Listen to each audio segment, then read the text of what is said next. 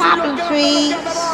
Ridicache, Thierry Duval-Destia, Ridicache, Franck Diva, Maharaja deuxième, Maharaja qui revient sur Ridicache, Maharaja les deux favoris, Ridicache, Ipiti Foura, Ridicache, Franck Diva, Thierry Duval-Destia, Maharaja est deuxième, Olga Bilouette c'est troisième, Olivier Garcia quatrième, Quater Jetty cinquième. Et bonjour à tous les amis et bienvenue sur ma chaîne YouTube. On se retrouve pour le Critérium Continental, troisième préparatoire au Prix d'Amérique. À la différence des deux premières baies, le Critérium Continental, seul le gagnant trouve son billet pour le dernier dimanche de janvier. À la différence des deux premières baies où les trois premiers prennent leur sésame pour le Prix d'Amérique. Les meilleurs 4 ans s'affrontent sur les 2100 mètres grande piste, les meilleurs français, les meilleurs européens. Bon, il manque, si on veut être parfait, Écuridé et Elmery, le cheval de Robert Berg. Ils ont fait le plein, 16 partants, beau quintet, voilà, c'est pas pour les feignants.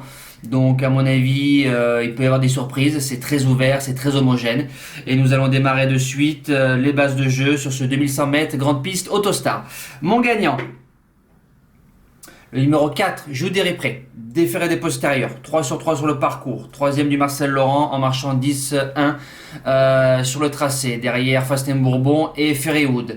C'est un cheval qui arrive à point pour prendre son billet pour le Prix d'Amérique. Et vu le niveau des baies à l'heure actuelle, c'est un cheval, s'il se qualifie, il sera à mon avis dangereux pour les belles places le dernier dimanche de janvier. Il vient de surclasser le lot dans le Octave Douanel. Bon numéro 4, pour moi c'est un petit crack et comme on dit toujours pour les cracks il faut des victoires de groupe 1, il en a pas et je pense que c'est celui-là de demain qu'il aura en premier sur son palmarès, j'y crois beaucoup. Deuxième base, l'As Aetos Chronos, on appelle Jean-Michel Bazir, grande course, grande river, c'est un cheval qui a fait 4ème de la finale de l'UET sur Paris. N'ayant pas eu un parcours fluide, il vient de battre à Solvala un certain Écuridé et Power, le gagnant de la finale de l'UET. On appelle Jean-Michel Bazir, seule contre-indication, le numéro 1, à Jean-Michel de jouer. Le Challenger, le numéro 3, Al Jarawan, un Italien qui débute en France. Un cheval à Gocciadoro, il met Kihlström à la drive, Iceman, il a battu des chevaux comme Grand Arge et la Ticut chez lui, donc c'est un cheval qui tient la route. Il a le numéro 3, il va falloir trotter plus vite de ce qu'il a fait pour l'instant chez lui, va découvrir la grande piste, en général la première course pour les étrangers est souvent très bonne, je pense qu'il a sa place dans la bonne combinaison. Le premier outsider, le 8, est Greengrass, qui m'épate. Je ne m'attendais pas à ce que la jument progresse, digère les parcours durs qu'elle a eu. Elle a pris des sacrées corrections. Mathieu Mottier qui lui a redonné un second souffle, elle est déférée des 4. Elle a surclassé les femelles dans le prix Aristemar le 13 décembre. Très facilement, mauvais numéro. Si Mathieu arrive à la mettre planquée, elle a 1000 mètres très dur toute seule. Deuxième outsider, le 5, Guzmeras, Johan Unstertainer qui était à la drive plus à l'entraînement. 3ème de la finale de l'UET, il a ensuite gagné sa course à Solvala. Bon 3ème récemment, va découvrir la grande piste de Vincennes, 4-5ème, je pense qu'il peut prendre sa place. En 6ème place, le 11, Go On Boy, un petit peu loin je sais, mauvais numéro, partira dans le dos de Axel Rose. Donc ce sera le dos de Björn Goop. Je pense pas que ça soit la même préparation qu'il ait eu comme le Critérium des 4 ans. 3 fois déféré des postérieurs, 3 victoires. Je compte le Critérium des 4 ans parce que pour moi c'est le vainqueur du C4. Il n'y a rien à dire. Dans les parcours de vitesse, je pense pas qu'on va lui laisser prendre la corde demain. Mais si c'est le cas, il ira très loin. En 7ème place, le 9, Gelaticut, mauvais numéro, vient de finir à côté de Jules Desrépré, sans le menacer. Très bon cheval, il était peut-être un petit peu trop près cet été avant le Critérium des 4 ans. Voilà, je pense qu'ils ont changé leur façon de faire pour le Critérium Continental. Gabi qui est dessus. Il lui faudra la bonne course, redoutable finisseur. Et je termine avec le 6 Power qui est déféré que des postérieurs, le gagnant de la finale de l'UET. Voilà, Robert Berg, driver entraîneur, il aurait été déféré des 4, je l'aurais monté un petit peu plus haut. Faut faire des choix vu que la course est très ouverte pour les places, ça se met largement dans une sélection.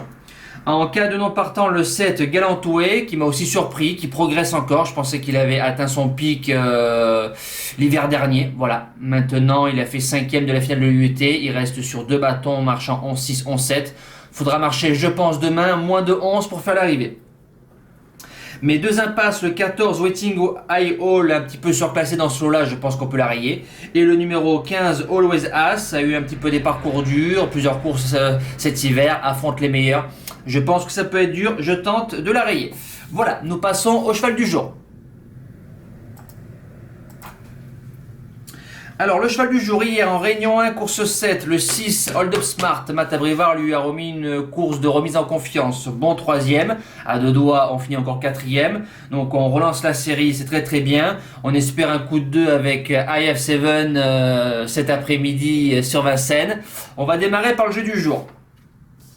Le jeu du jour, à Cannes-sur-Mer, en réunion 4, course 3, dans le Grand Prix de Noël. Une jument que j'aime beaucoup, qui a un redoutable finish. J'ai regardé son programme sur Cannes-sur-Mer, c'est l'une de ses plus belles courses. Si je dis pas de bêtises, c'est un 2700 mètres départ Autostar. Donc il y a le temps de revenir, il y a le temps de se planquer, c'est ça. Le numéro 3, Bulle de Lomond, déféré des antérieurs, Stéphane Singland, driver entraîneur. Les courses sur Vincennes ont dû lui faire le plus grand bien. Elle revient sur sa piste. Faut faire attention à éclat de gloire dans la course. C'est la jument de Nicolas Hench. Sans ça, pour moi, Bulle de Lomond peut jouer même la victoire demain. Ils annoncent du 6 €. C'est sympa. Pour le cheval du jour. Alors, le cheval du jour, dimanche. En réunion 1, course 4, dans le Critérium Continental. La base gagnante. Joue des réprés. Mise spéciale, on peut mettre le double de la mise initiale, voire le triple, comme pour Dorgos de Guèze et Élite Beaufour. Voilà, je serais déçu de ne pas le voir dans les 2 premièrement et de ne pas le voir gagner. Voilà. On peut faire un petit report qui sera compté au cheval du jour ou les simples, ça dépend parce qu'il y en a qui préfèrent les reports, il y en a qui préfèrent les simples, donc chacun fait comme il veut.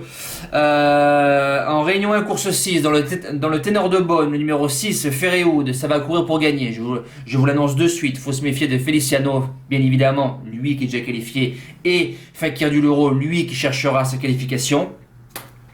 Et en réunion 1, course 7, donc pour une base de 10 €, hein, voilà. Un classique, le numéro, donc en réunion 1 course 7, le numéro 4 Fly Speed, un tracé de vitesse, peut-être pas trop pour ses aptitudes, mais il vient d'être très malheureux. Il m'a montré sa forme avec Jean-Michel Bazir, Jean-Philippe Monclin qui le récupère.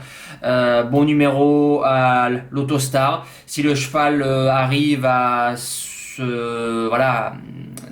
à ce mode de départ, je pense qu'il a sa place dans les 3, voire mieux dans cette course-là. Même s'il y a les chevaux du clan Abrivard qu'il faut se méfier et Fabago du Gers. Voilà les amis, j'ai tout dit.